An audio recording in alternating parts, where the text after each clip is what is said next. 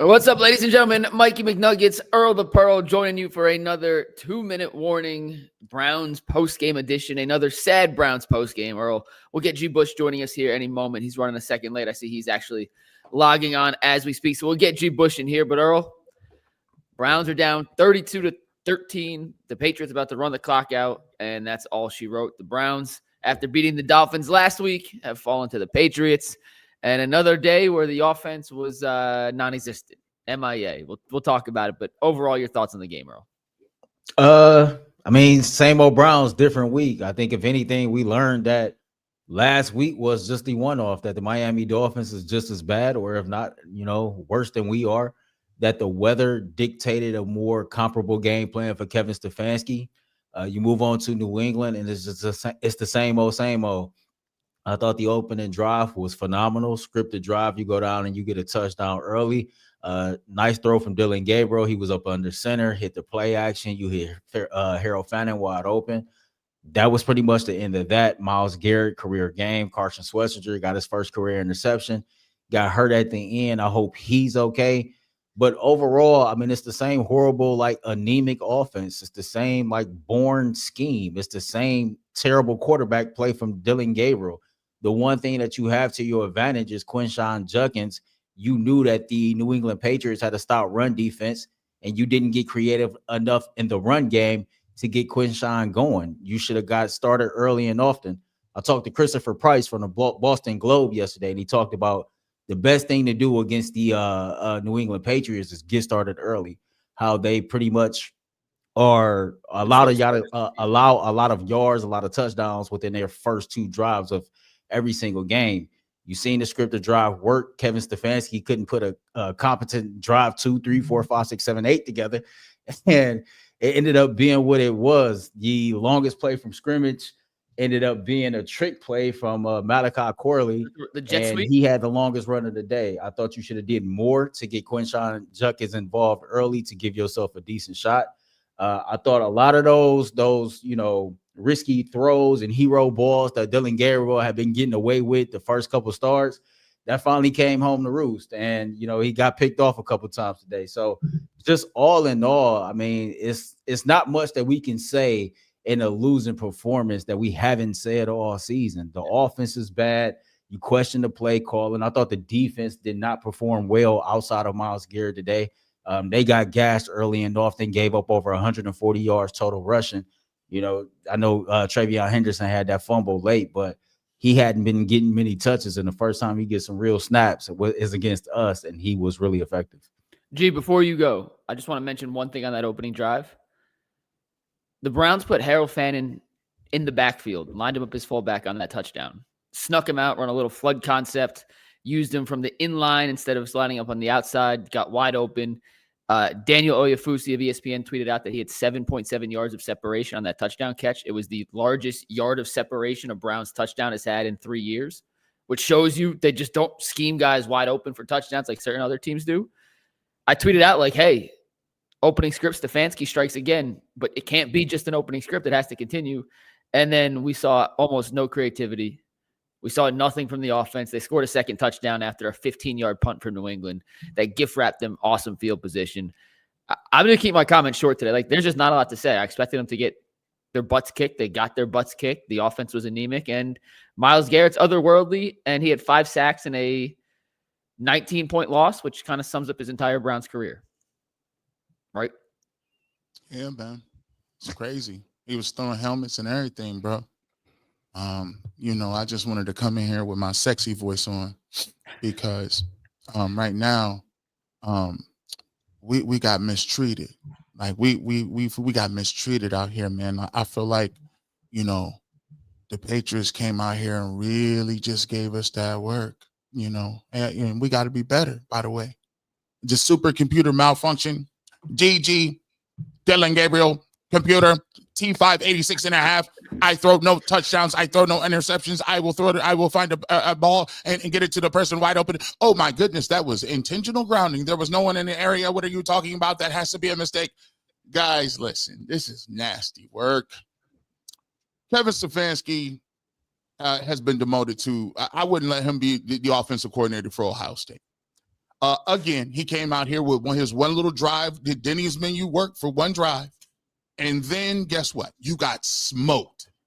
It wasn't even. Do you think the Patriots were really pressed this game? Do you notice how when they play regular teams, the Patriots was like, oh, this is light bars. I'm just out here hanging out. There was never a time nobody in a blue jersey felt somebody in a white jersey was going to get a win today. Never. Nope. There was never a thought process. By the way, I'm tired of pretending. I can't pretend anymore. I can't pretend anymore that we just watching Dillon Gabriel and we just really making sure that this is a starter. It's not a starter, bro. I saw Drake May. Every week when we play good players, you look at our players and you look at their players. You look at our players, say, hey, the Browns really don't have anybody over 5'8" at quarterback. At receiver. You see what happens when Quinshon Judkins goes out the game, right? Dylan Sampson was getting snatched up like he was outside with the street lights on. Boy, if you don't get yourself back in this house. Like it was 9 o'clock in the summertime. 9 o'clock, the street lights is on. Get up the street. These dudes be getting yoked up, smacked up, punished. Bro, listen, this game was not close. And by the way, I'm done pretending. We can all listen. The off ramp is available for you guys. Come on over. The off ramp is available. If you gave him an opportunity, you gave him a shot. We did. We didn't even come on here and rag on him and go crazy. But if you think that work out there is going to get you any sort of wins in the future, you won't get wins in the CFL with that type of work. That's CFL type play. And we sitting here putting our capes on. We Captain Kirk. We love us some Stefanski and we love Dillon Gabriel.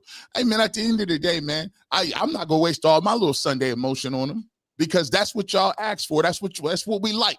But we can't move from Kevin. Watch. And here's the vicious circle.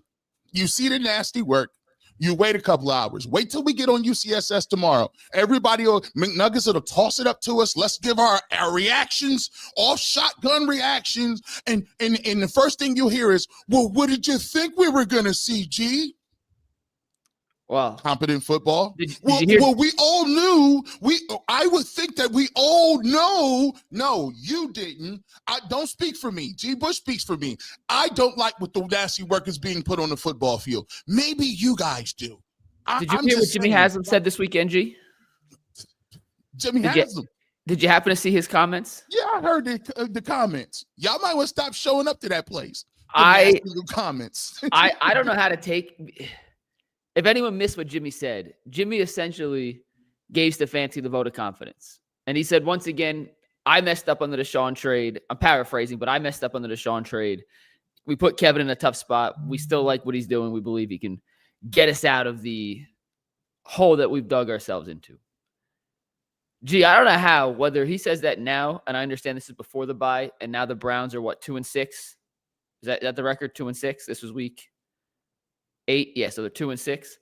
Still got 9 games to go, G. If it doesn't look any better, I just don't know how you can keep Kevin Stefanski around. And frankly, if you have faith in Stefanski and Berry as a tandem to lead another rebuild, then you have blind faith that I simply do not. I just don't think the track record's there to validate either of them.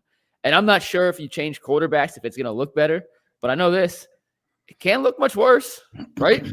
Like maybe Shador's better, maybe he's not. It can't be worse, and you can't have a worse offensive showing than we've seen with the Dillon Gabriel-led Browns over the last 4 weeks. And it's not even necessarily all Dillon. The receivers are terrible. Let's just call a spade a spade. These receivers are objectively horrific. Isaiah Bond is fast, or I'm not sure he knows how to play football.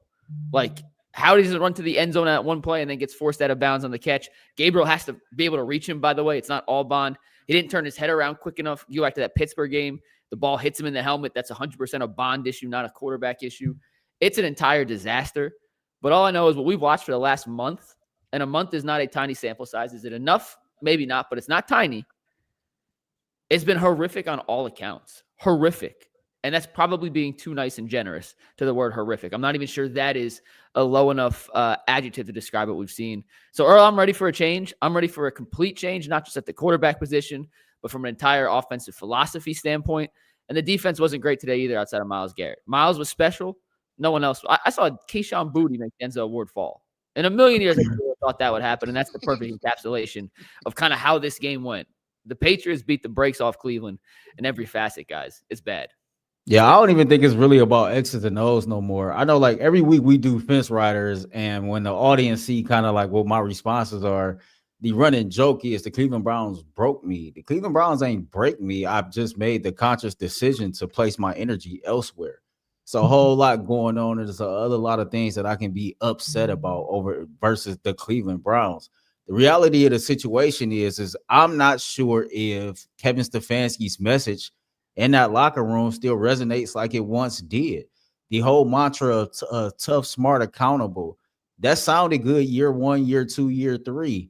It sounded good probably year 4. But I'm just not sure that after 6 years, the same message is being resonated with in the locker room. I'm wondering if everything about Kevin Stefanski is starting to fall on deaf ears. It's easy to buy in and have blind faith in the beginning, in the early stages. But when you consistently lose or lose more than what you win, like, it's something between what you preaching and what the results are that's not adding up. And I'm just not sure if the same energy from the players like is at the level that it used to be. I'm not in that locker room every day. I can't tell you for sure, but all I know is we can sit up here and talk about how bad the roster is and what the Browns don't have, etc. There are certain people that can get more out of less, right? At one point, we believe Kevin Stefanski was one of those people. And so I get it. It's not the exact same roster that it was when we came in ranked in the season number 11 last year, 2024. But it's not like this roster is drastically turned over from before. And so that tells me that something else has went drastically wrong with inside that team, with inside that organization, to where the results are what they are. If Jimmy Haslam has this blind faith and this is the continuity that he want to die on, cool, dude. You own this football team. I can't tell you what to do. I'm just a fan that happened to have a job that paid me for opinion. It is what it is. But at the end of the day, I look at the Cleveland Browns and they're just stale. And nothing about what's currently going on gets me, or I'm quite sure most fans, excited about things turning around in the future. I find it hard to believe that we are going to reach our ultimate goal of winning the Super Bowl with this current regime. And if Jimmy want to think that, Jimmy, you can think that on your own. Super Bowl. Let's try scoring 17 points in back-to-back But weeks. But that's why. Here's why I say that the ultimate goal of any NFL franchise is to win a Super Bowl.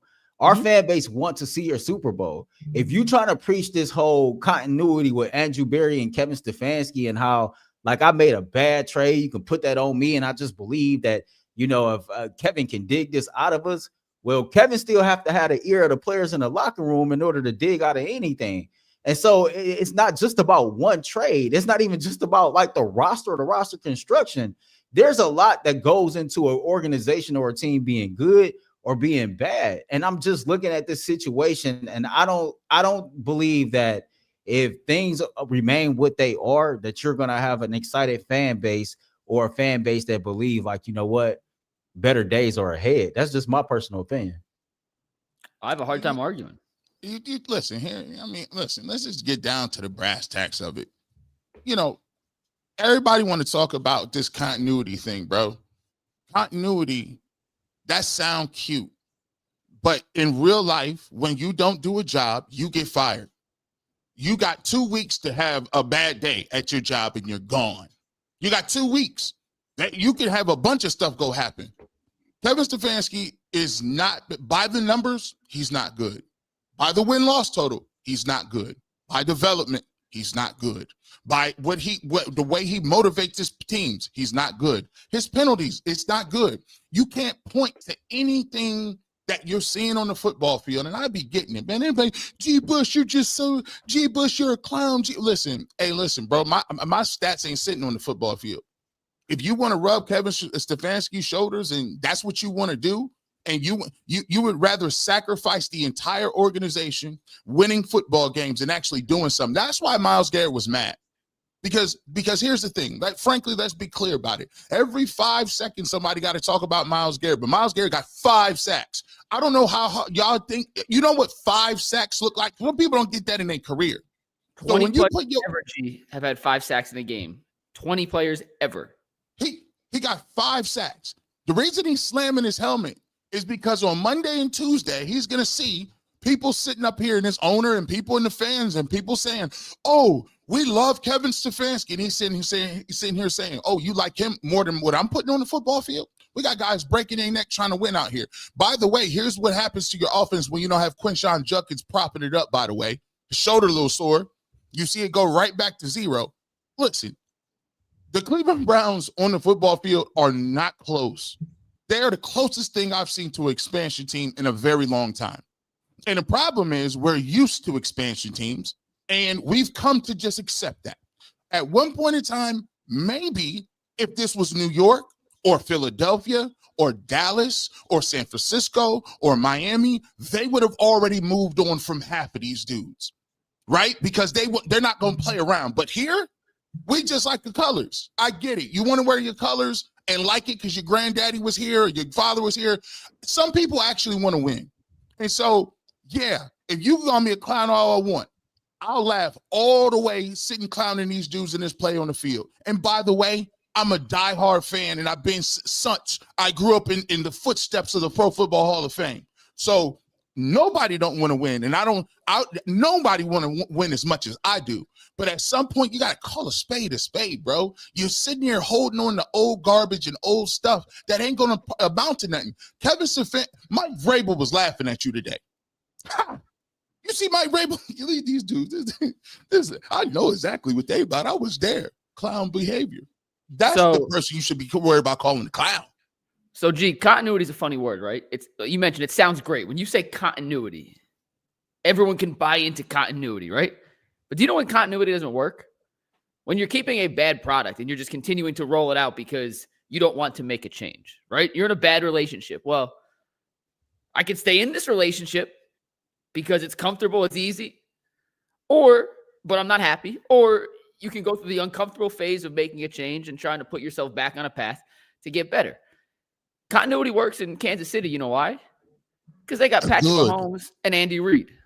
And continuity works in Buffalo when you have Sean McDermott and Josh Allen, right? And there's results that you can fall back on and say, I think these two, this pair, this combination of quarterback, coach, GM, whatever the combination we're talking about is, they have a proven track record to deserve a second chance. And I just challenge anybody. Where is the track record for Kevin and AB to stick around? And if you want to say, well, I'm not sure we can do better, look what we just watched for 60 minutes, guys. Look what we watched against Pittsburgh. And look what we've seen for the majority of this season and last season. What's the record over the last 2 years now? They won, 3 games last year, 2 games this year? So they're 5-19. Like, how much worse do you want to get?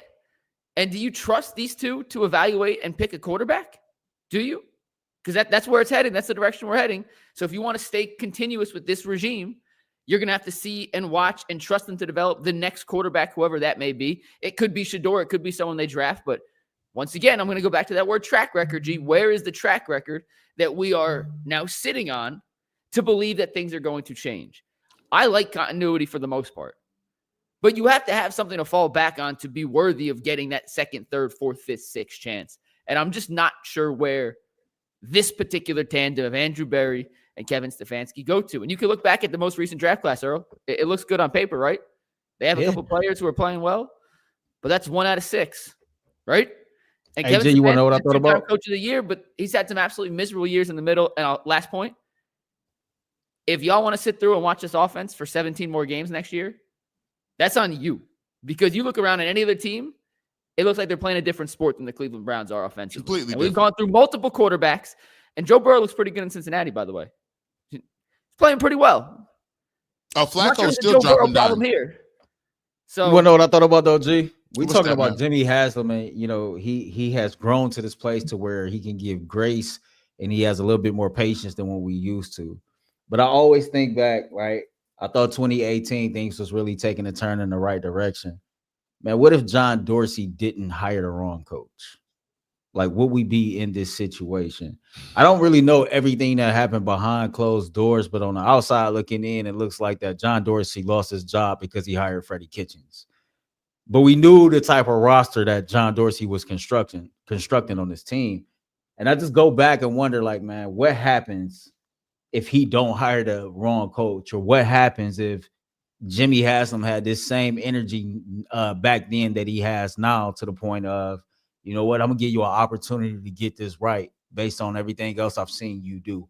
And so when we talk about continuity, Mike, I think you're absolutely right. It's one thing that, like, continuity is a tricky word. You know, you can have toxic and unhealthy continuity, or you can have healthy continuity that's taking you to the next level. We don't believe that we have healthy continuity right now. We have continuity just for the sake of reputation or stereotype, meaning that he being Jimmy Haslam is so known for being like quick on the trigger and firing people, that because he don't want that reputation attached to his name, that all of a sudden he's displaying a level of patience that we've never seen before. And I really think that plays a large part into it. And I do wonder, somewhere in the back of my mind, do he go, man, I really effed that up with John Dorsey. And because of that, he's probably living in his fears a little bit. And maybe this is just a fan and me pulling for anything to try to make logical sense of what the hell is going on with this football team. Let me get you brought up a case study right there. You brought up the 2019 Browns, and I had to go get back into my calculator and figure out what this is going on. Now, the thought process that Freddie Kitchens was a horrible head coach, right? But what if I told you Freddie Kitchens had more of a prolific season than your boy Kevin Stefanski has ever had? Let me go back and look at the stats. He got fired after this 1 year. So did you know that Baker Mayfield threw for almost 4,000 yards that year? Did you know in Freddie Kitchens' offense, Nick Chubb had 1,494 yards? Did you also know, contrary to popular belief, Odell Beckham Jr. had 1,000 yards? Did you know Jarvis Landry had 1,100 yards? Now, this guy got fired in 1 year, and they laugh at him. But if Kevin Stefanski had anybody that threw for 4,000, no, not close. 1,500 yards on the ground and 2 receivers with over 1,000 yards, and he's the laughing stock. You see, this is the part that gets me. Narrative over facts. Narrative, and it's funny how if you say it enough and you get people who continuously swing and bring the bell for Kevin Stefanski and his offense, and you tell them his offense ain't even Freddie Kitchens' offense. Gee, I wasn't here for the Freddie Kitchens era. What was the eventual demise? What was the reason they split ties with Freddie after 1 year? He had some of the same blunders that Kevin Stefanski did. Time management, couldn't get the play calling would be inexplicable. You had situations with the quarterbacks. Baker Mayfield also that year threw 21 interceptions. That was another thing. Baker Mayfield regressed. But when you talk about it, it's funny how when we go back and look at some of these things and you actually break it down, you say, well, hold on. It make you go, damn, don't it? Well, wow. If it was good enough to fire him, then we got a little bit of breaking news that we have to mention real quick. Stefanski's at the podium. You have to take into account that he said things right after a game that have not necessarily been true as it moves forward, but Stefanski said, I'm not making a quarterback change. Gabriel will be my quarterback after the bye. We haven't really touched on how bad Dylan played today. We've kind of gone straight to Stefanski. I'll keep my analysis real quick on this short. We'll go around the horn. By far, Dylan's worst game. By far, the first interception. He was 2 yards behind Njoku. We had asked him to throw a deep ball. I'm not sure if chucking a deep ball in a double coverage with Isaiah Bond out there is the right decision to make. But give the cornerback credit. He made a hell of an interception. That was actually a sick catch, the interception. It was. One hand. But he threw 2 touchdowns, had 2 picks, 152 yards. I said it when they drafted him. He's a career backup. I thought that's what they drafted him to be, a career backup. And he looks exactly like a career backup. And nothing he did today changed my opinion that he's just not a starting caliber quarterback in football. So we'll see. What do you guys think? Look, man, right? It's just, man. It's one of those things where this is why I've always said, well, the Browns feel that so-and-so. Well, the Browns, for right or wrongly, the Browns feel, I don't care what Kevin Stefanski feel. I feel, you know what? Here's what we need to do. I'm actually glad about this. Don't even talk about Shedeur Sanders. Sit him aside. Let him just sit. I don't care. I'm tired because what it starts to be is you'll use that as a distraction to do the conversation. Don't even say Shador. Forget that. Let's talk about Dylan Gabriel's merits on the football field and Kevin Stefanski's merits. On their merits and what they are doing, it's what everybody saw. They talked about everybody. Oh my goodness, he's a 5th round pick. Listen, Dylan Gabriel really is a 5th round pick. I mean, you want to talk about being overdrafted in the 3rd round? Like, let's keep it real. He's a great kid, great guy. I have no problem with him. But if you are an analyst or you sitting here watching these games on television, listen, man, on his own merits, 12 aside, this is regular at best. It's and I didn't even say regular. I mean, what were you doing in the end zone nonchalantly on a safety? You're a quarterback. You're the supercomputer. You're supposed to understand that, listen, if there's nobody in the area, at least throw it 40 yards downfield out of bounds. Don't summarily drop it 2 yards and then everybody's looking around like, was there a guy out there? No, you can't do that, bro. So that's 3 turnovers and more points. So to me, I'm not going to just look. We got to we'll make believe for a couple more weeks that it's not that bad until, he plays himself completely out of the position. And then we'll be able to say, well, you guys, and then it'll be, well, I mean, no one ever thought Dylan was going to be a franchise guy anyway. Why don't we just skip the pleasantries and get to that after the game 4 so we don't have to play the game anymore, right? This is how I look at it, right? I said back after they drafted Dylan Gabriel as we got closer to the season that of all the rookies, I will be evaluating him closer than anybody else because for the first time, we believe that Kevin Stefanski had the opportunity to pick his quarterback. This is the quarterback that he picked based on the things that he liked most, the little bullet points that everybody lists, the pros and the cons. He was a supercomputer, right? His processing speed was very, very fast. His intelligence was through the roof. We seen his poise. We seen his command of the offense. In my mind, right, if Kevin Stefanski is, hey, this is my guy, this is the quarterback I want. I ain't never had the opportunity to get my guy. This is my guy. If this is your guy and you believe that you as a head coach can get the most out of Dylan Gabriel, again, I said that they were operating like they found a needle in a haystack. People thought I was being a hater.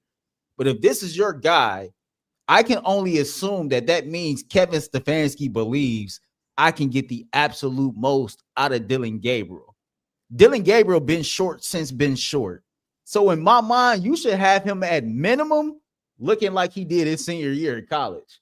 At minimum, he should still be capable of doing the basics that got him to the point of being draft eligible and ultimately drafted by an NFL team, right? His measurables been his measurables, his left hand been his left hand, all of that. So as a head coach, if you know that jobs are on the line, maybe they are, maybe they ain't. If you know that all this fan pressure is on you to see what you can do as far as growth and development, this is the dude by all accounts that you selected. And so no matter how fast his processing speed is, no matter how poised he is, no matter how much command he looks to have of the offense at times, at the end of the day, the results are not great at all. No. And so that says a lot about you, Kevin Stefanski, but it also says a lot about what we knew about Dylan Gabriel. Mike, lead producer of the Ultimate Cleveland Sports Show. He gives me a task all the time, especially around draft time, about, okay, this is the list of players per position that I need like you to do it, get information on and create graphics for it. Not once did he ever come to me and say, I need you to do anything on Dylan Gabriel. When we look at all these different draft experts, and we look at everybody who are smarter than us and study this and have done this for a living, I can't think of one that had him rated in the top 6 of quarterbacks. And I can't think of one that had him rated in the top 150 of overall players. But when I say that the Browns are operating like they found a needle in a haystack, it just goes to the mantra. I'm not saying that it's true, but from the outside looking in, y'all do act like y'all smarter than everybody. Y'all do walk around like y'all got some special formula that everybody else ain't figured out, and that y'all can cook up something that nobody ever cooked up before, and it's going to be great. They have shown us more often than not that is not the case. Browns fans was tired, man. They fed up, man, and pissed off, and rightfully so. I don't look at Dylan Gabriel and say, okay, I believe that this is going to get better. That's just my personal assessment. Is it fair to really come to a conclusion over any NFL player after 4 career starts? No. But if I'm basing you what I've seen in 4 games, man, ain't nothing special there. And Kevin Stefanski should be fired even more so, because I'm trying to understand why you couldn't get the most out of the dude that you said that you wanted. In my mind, if you want him, you know how to use him. You don't know how to do a damn thing. I mean, the fact they took him in the 3rd round just, once again, speaks volumes to the fact that they saw him as a backup. Like, you don't draft your future starting quarterback in the 3rd round. You don't. It's never happened with the intention of drafting the future face of your franchise, which is the starting quarterback, that late. If you like Dylan that much, he would have been a 1st-round pick. I think they took him to be a backup. He's played like a backup quarterback, and that is a low bar, but that's where he's been at through 4 starts now. And it's a shame that we have to come on here every Sunday, guys, and talk about a football team that is as incompetent as humanly possible when it comes to their offensive performance. And I also want to give a shout out to the 8,000 plus people we got watching right now, Earl. Crazy. That is a new UCSS record for any program we've ever done. So shout out to you guys for joining us in this therapy session following a miserable performance from the Cleveland Browns. We appreciate the best fans of any show in the city of Cleveland. Yeah, we really, really do. So thank y'all for tuning in with us. It just sucks that we don't have a better product to talk about. And like, we could talk in circles, right? Last week they won, but we were like, yeah, they didn't really play that well. The Dolphins just sucked. The Dolphins scored 31 points today, by the way. 2 through 4 touchdowns, no picks. all these teams seem to have like bad games, and it's like, oh, they sucked one week, but they bounced back, right? Carolina had won 3 in a row. Buffalo, who had lost 2 in a row, then had a bye. They put up 40 today on Carolina. And obviously, Buffalo has Josh Allen, different example, but look how Tua looked against us last week, right? It was horrible. Horrible. Absolutely horrible. And then he looks competent again. Well, where's our week of, hey, it looked competent. It worked, right? Like, just where is that? And that's just why I'm getting frustrated and fed up, because they don't have that. It worked. Even when they beat Green Bay, Earl, it was last week. Points. You got your money off last week, McNuggets. Like, I'm telling you, the rain forced the competent game plan. Dylan Gabriel threw the ball less than 20 times. Quinshawn Junker ran it 25. The rain forced you to play competent, they don't build the AFC damn dome. North Cleveland style of football. The rain forced you to lean on your best player and not try to force your own damn agenda. The rain, Mike. That was it was the rain last week. Then we have to change. We can stand the rain. Plans, Earl. Okay? We don't need a dome. We need a sprinkler, a giant sprinkler system over Huntington Bank Field on the lake, and make it rain every game. Like, if the Browns need a second act from Mother Nature to play some competent-looking offensive, and let's be honest, the offense wasn't even good last week. No. Quinshawn had one long run. He had 146-yard run. He had 24 carries for 36 yards. Dylan Gabriel completed 12 passes. It wasn't good. Just Miami was worse. Like, we haven't seen a good offensive showing yet in 8 games, 7 games. What's their record? I think it's 7 games. What's their record?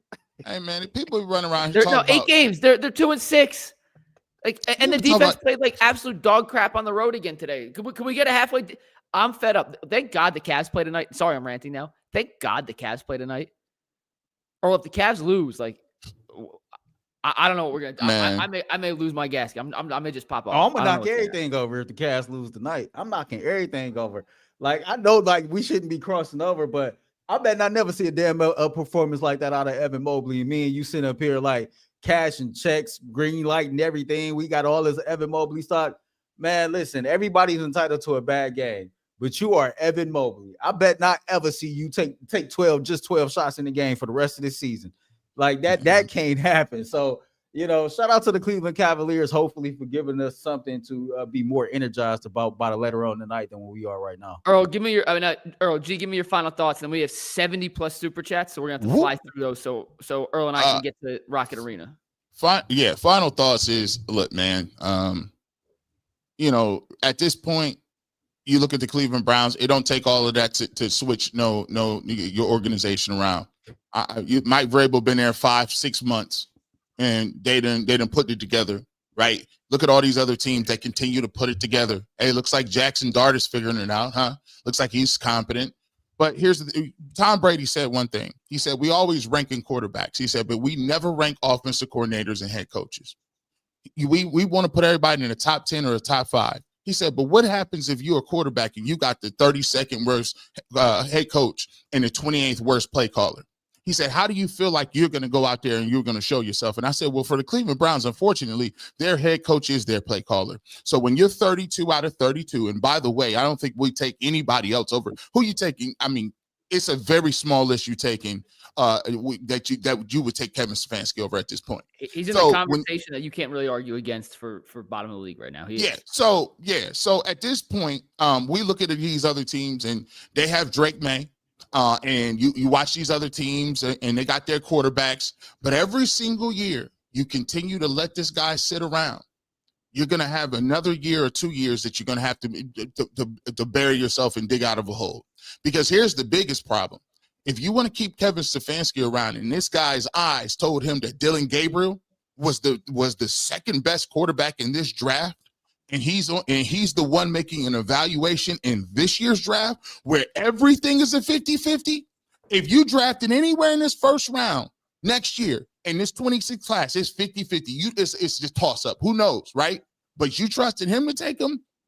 That's where you really set your organization back, is bringing him back an extra year and letting him use your high capital on a quarterback that you attached to for 4 to 5 years.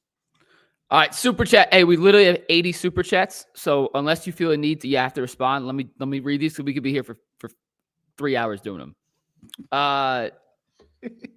XY Juju says, look at our supercomputer go. Steve says, Vrabel put the work on us. Kevin needs to go. Demonic Drag says, why isn't Kevin such booty at play calling after the first 15 scripted plays? I'll give him the first 15. Otherwise, he's cheeks. They don't adjust after the first 15, right? Like, it feels like they come out with something that works. They find someone on film. The defense adjusts. They cover it up, and then Stefanski and them never.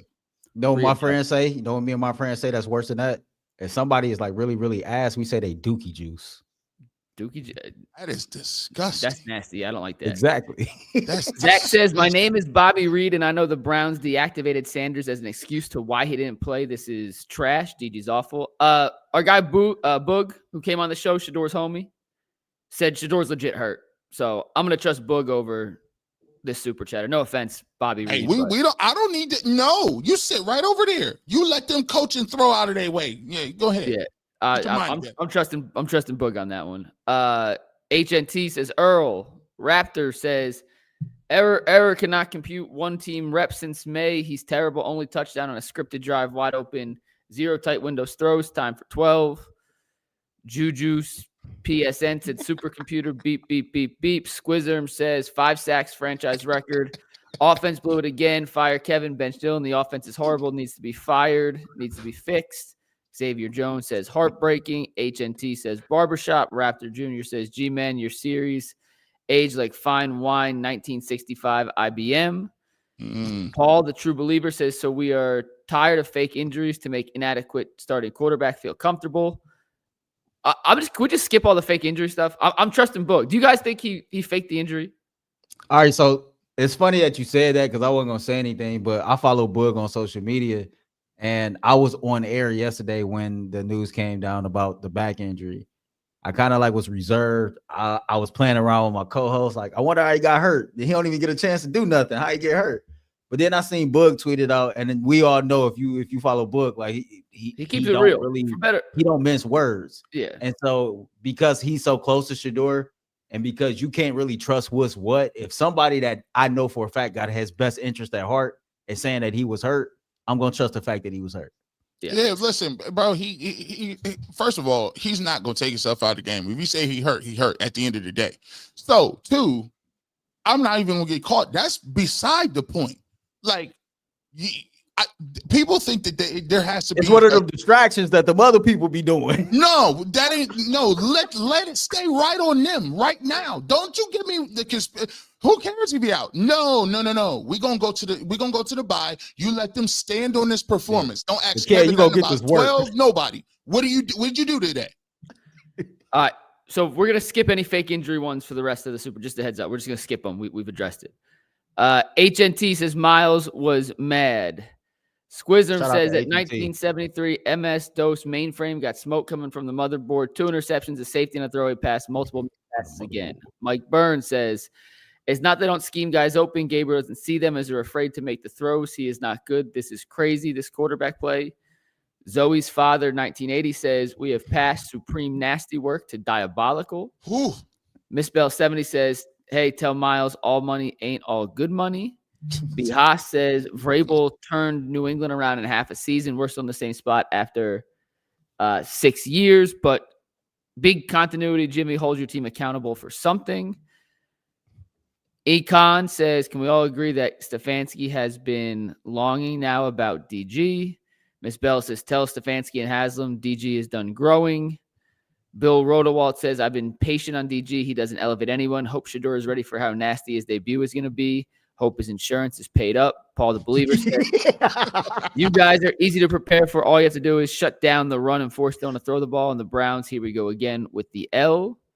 Christopher Robbins says, Miles' post-game is going to be nasty work. He has not spoken yet. I am very excited to see what he said. Lord of the Drip OG says that safety was wild. G Quavos 2 says it's not science. Dillon can't throw past 40. Vrabel seen that and said, nope, we're sitting 10 yards back, hitting everything. You're going to lose every time. Marcus Page says, I have no idea what further proof they need to put Shador in. We at least should see if Shador can overcome this limited outfit to some degree. Palace Life Kid says, hopefully a good Cleveland Cavs win against another team our horrible owner owns will make me feel better. Probably not, LOL. Squizm said DG threw that ball late, which is why it wasn't a touchdown. Bond was standing there waiting, had to jump to get it. Clean your glasses. I just did clean my glasses. He was open. Squizm. TW says Sanders can't run this type of offense. Lies. Bobby Sterling says call him DG because he's Dollar General. Ms. Bell says Shador is better in his sleep and stop showing Shador dancing around and practicing, then say he's hurt. He played with a fractured back at CU. Imacon says, wonder how Jason's going to spin this one. Warriors for Life says, can't wait to watch 2 clips of DG's mistakes. Samuel Santana says, was Kevin looking at his coloring book? Soul Jiha says, if not for Shador, half of us would not be here waiting for the Browns. Are trash right now. Malibu Ken says, Shane Falco looked good today for the Bengals. DW said, DG isn't it. I'm tired of him. Give the fans at least something they want. The D can play ball. The D can't play offense too. Derek Easter Day says DG finally ran into defenders that can catch. Vigilant Hawk says, McNuggets, you're wrong. DG's to blame for the helmet pass. That was not a drag, a slant. That's an offense problem. Today is on DG. No, you're wrong. That was 100% of the receiver not turning his head against Pittsburgh. G. Earl, do we want to address that or just move on? You talk about the one where he hadn't even helmet? Against Pittsburgh, yeah. Yeah, he ran. First of all, he ran the wrong route. And then when he ran the wrong route, he didn't turn his head around because he didn't know what the depth. So it hit him in the head. So that went on him. Yeah. It was still funny across. All right, Jesse says, how does Stefanski still have a job? He has no major accolades in coaching outside of 2 times Coach of the Year, which, by the way, is voted on by the AP. Zach Sheila says 12 so the writers vote on that. The writers vote on it? It's not the players or the coaches? I didn't know that.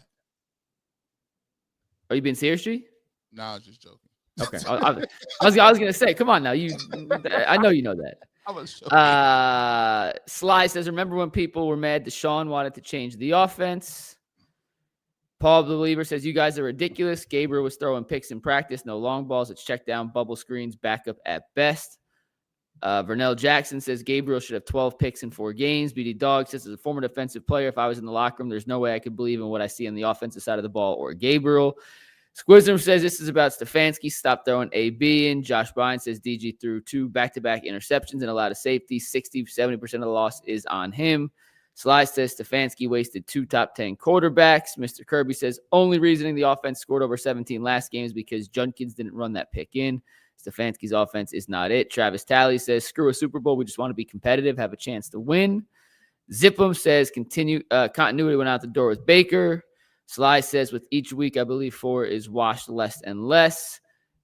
Viva Hernando says, can't do better. Hire the last 2 Miami head coaches. Flores, head coach DC, McDaniels the OC, then win and prosper. Problem solved. Q Dog says Huntley and Flacco played better than Gabriel. Red Duck says the saddest part, I was fooled into thinking it would be a good game because of how we started. Kevin Miller said Freddie went 500 in the division. Thought through the fire podcast said Stefanski just dared the owner to fire him by doubling down on Gabriel. Christopher Robbins said we need a boycott, strength in numbers. Blow and Za says Google who AB helped draft under John Dorsey. You can stop with this 1-6 nonsense. He drafted Baker, Chubb, Jenkins, Miles, Denzel, JOK, Carson, etc. Torrance Smith says shady Cleveland sports media takes. 1, supercomputer can't process. 2, no turnovers. 6, turnover-worthy plays today. Mike Burns says DG is a processor on dial-up. Christopher Robbins, Stefanski's daring Jimmy to fire him, saying he's continuing to move forward with Dylan. Jimmy's grandkids are going to fire Kevin. Ryan. That's kind of Danvers, funny work. Fire everybody. Happett Valley Farms. DG is losing trade value the longer he plays. D4L Josh. The Feds need to check this offense. King Adam. The only thing the Browns cooking is L's. JA says the Stefanski can wound the spirit of another man's child. Frustrates us. He's a clown. AB, he drafted well, including a quarterback. Stefanski gets to fall alone. Emos says, please trade Shador to the Jets. Got something labs. When the suds died down, the dirt will show DG. OG Powers, if you want to see good offense, look at the first preseason game. James Mace, same old Browns, blowing Zai. AB is the last tether to John Dorsey. Sashi didn't give us this team. A lot of y'all really uninformed. AB will leave, make another Detroit. Early B, hey G. Dylan is the check down king. Malibu Ken, Drake May, 24 pass attempts. Dylan Gabriel, 35. Juju season, Stefanski and DG smell like hot dog water. James Mace, it's only a matter of time. Gosh. Marcus Page, the work was nasty in the back of Forrest Whitaker's neck. James Mace, Shador's comfortably in the catbird seat. Independent Thinker says Kevin just said he's keeping Dillian after the bye. David Walker, with my time coaching and quarterbacks, you have to understand they would rather do it their way than lose and make changes trying to win. Unhappy Meal Gang, fire that goofy Kevin Stefanski. He's booty. Drewski, the supercomputer, he has a virus. And last but not least, V Miracle, the offense looking like the longest yard 2.0. We appreciate the super chats. We'll break this down tomorrow on UCSS. Earl and I got to hop over to the Cavs arena. G. Bush, have a great night. Go Browns. We'll see you tomorrow. Peace.